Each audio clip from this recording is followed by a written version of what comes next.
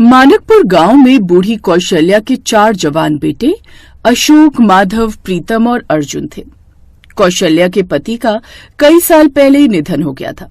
तब से कौशल्या ने ही उनका पालन पोषण किया था। लेकिन अब कौशल्या भी काफी बूढ़ी हो गई थी और पिछले कई दिनों से वो बीमार रहने लगी थी। फिर एक रोज बेटा, अब लगता है मैं नहीं बचूंगी। तुम चारों भाई एक दूसरे का ख्याल रखना। ऐसा कहकर कौशल्या दम तोड़ देती है। अब चारों भाई फूट फूट कर रोने लगे और अब वो चारों भाई ही एक दूसरे का सहारा थे। उनकी थोड़ी सी खेती बाड़ी थी जिसमें काम करके वो अपना गुजारा चलाते थे। एक रोज एक दूसरे गांव में रहने वाली एक काकी उनके यहाँ आती है। अशोक बेटा, क्या हाल है? प्रणाम काकी, बिल्कुल सही समय पर आई हूँ।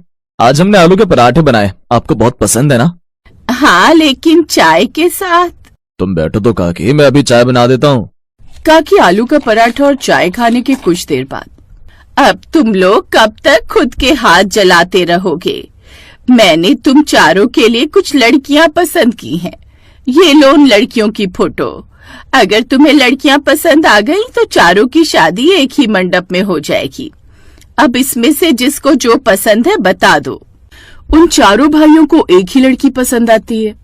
काकी, हम चारों को तो यही एक लड़की पसंद है। ओह सौंदर्या, अपने नाम की तरह ये दिखने में भी बेहद खूबसूरत है। तो क्या तुम चारों एक ही लड़की से शादी करोगे? कैसी बात कर रही हो काकी? हाँ, तो इसमें कौन सी बड़ी बात है? द्रौपदी ने भी तो की थी। और फिर एक ही लड़की पत्नी बनकर आएगी तो वो चारों भाइयों में कोई फूट भी नहीं डलवा पाएगी। नहीं तो एक घर में जितनी औरतें उतनी चिक चिक। मैं आज ही इसकी माँ से बात करती हूँ। फिर 1 महीने बाद चारों भाइयों की शादी उस लड़की से हो जाती है। मंडप में भी चारों साथ में फेरे ले रहे थे। ये देख कुछ लोग बातें भी बना रहे थे। हाय, आजकल तो शर्म नाम की चीज ही नहीं रही। देखो तो चारों भाइयों की एक पत्नी। छी छी छी छी, घोर कलयुग आ गया अब तो। शादी कर वो घर आते हैं। हाँ तो सौंदर्य, अब तुम हम चारों भाइयों की पत्नी हो। हम चारों भाई वचन देते हैं कि तुम्हें कभी कोई कष्ट नहीं पहुंचने देंगे। हम तुम्हें हर वो सुख देंगे जिसके तुम हकदार हो। हाँ बिल्कुल सही बात है। तुम्हें कभी किसी चीज की जरूरत हो तो हम चारों में से किसी से भी बेझिझक कह सकती हो। ठीक है जी। अब सौंदर्य चारों भाइयों के साथ खुशी खुशी रहने लगती है। कुछ महीने गुजरते हैं। एक रोज चारों भाई खेत में धूप में काम कर रहे थे, तभी अशोक की तबीयत बिगड़ने लगी। क्या हुआ भैया, आप ठीक तो है ना? पता नहीं, थकान ज्यादा लग रही है। ऐसा कहकर वो घर की ओर चला जाता है। शाम को बाकी तीनों भाई भी काम खत्म करके घर आते हैं। अरे, आप तीनों आ गए? अशोक जी कहाँ रह गए? क्या मतलब सौंदर्य? भैया की तबीयत खराब हो गई थी तो वो घर को आने के लिए दिन में निकल गए थे। क्या? लेकिन वो तो यहाँ आए ही नहीं। अब माधव और प्रीतम चले जाते हैं। इधर सौंदर्य अर्जुन के साथ घर पर रहती है। उधर दोनों भाई अशोक को ढूंढते हुए कभी नदी किनारे तो कभी पहाड़ों की तरफ भटकते हैं। भैया, क्या आपको कुछ सुनाई दे रहा है? हाँ, जैसे कोई मंत्र पढ़ रहा है ना। पर इस जंगल में कौन हो सकता है? चलो चलकर देखते हैं। कुछ देर बाद पेड़ के नीचे एक साधु बाबा तपस्या कर रहे होते हैं। अरे, ये तो एक साधु बाबा है। हमें इनकी तपस्या भंग नहीं करनी चाहिए। चलो चले। रुक जाओ बच्चों, तुम दोनों यहाँ इस जंगल में क्यों भटक रहे हो? क्या तुम लोगों को कोई परेशानी है? माधव साधु बाबा को सारी बात बताता है। क्या? पर साधु महाराज, ऐसा कौन कर सकता है? मतलब हमारी तो किसी से दुश्मनी भी नहीं है। ये काम किसी और का नहीं बल्कि तुम्हारी पत्नी का है। क्या? ये आप क्या कह रहे हैं बाबा जी? भला वो ऐसा क्यों करेंगी? क्योंकि वो एक जादूगरनी है और वो आने वाली पूर्णिमा में इंसानों को काट कर खाकर वो अपनी भूख मिटाती है। हे भगवान, हमारा छोटा भाई अर्जुन उसके साथ घर पर है। चिंता मत करो, निश्चिंत रहो। ये लो, ये ताबीज ले जाकर उस जादूगरनी के गले में डाल देना। वो हमेशा हमेशा के लिए भस्म हो जाएगी।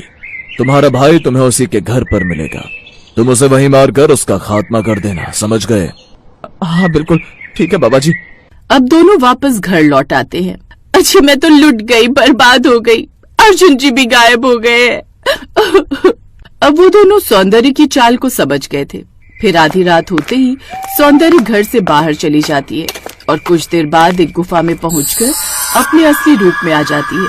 उसका पीछा कर रहे दोनों भाई उसका असली रूप देखकर हैरान रह जाते हैं। भैया ये तो अपने असली रूप में आ गई। बाबा जी ने तो सही कहा था कि ये एक भयानक जादूगरनी है। यकीन नहीं आता कि आज तक हम इसके साथ रह रहे थे।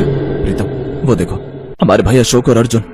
वो दोनों जल्दी से झोपड़ी के अंदर आ जाते हैं। तुम दोनों यहाँ कैसे आए? तुम्हारा पीछा करते हुए आए। तुम्हें क्या लगा था कि तुम्हारा सच हमें कभी पता नहीं चलेगा? अब तुम्हारा खेल खत्म हुआ और तुम्हारा अंतिम समय आ गया है। तुम मामूली इंसान मेरा कुछ नहीं बिगाड़ सकते। अपने भाइयों की जान हम अपनी जान देकर भी बचाएंगे। जादूगरनी ये कहकर उन दोनों पर अपनी शक्तियों से वार करने लगती है। उसके वार से बचते हुए माधव बिना देर किए उसके पास जाता है और बिना देरी किए वो मंत्र वाला ताबीज उसके सीने में उतार देता है। आह! ये क्या किया? उस ताबीज के गले में पड़ते ही वो जादूगरनी जलकर भस्म हो जाती है। उसके मरते ही दोनों भाई आजाद हो जाते हैं। अब वो चारों एक दूसरे से गले मिलते हैं और अपने घर आ जाते हैं और सौंदर्य से हुई अपनी शादी को एक बुरा सपना मानकर हमेशा के लिए भूल जाते हैं।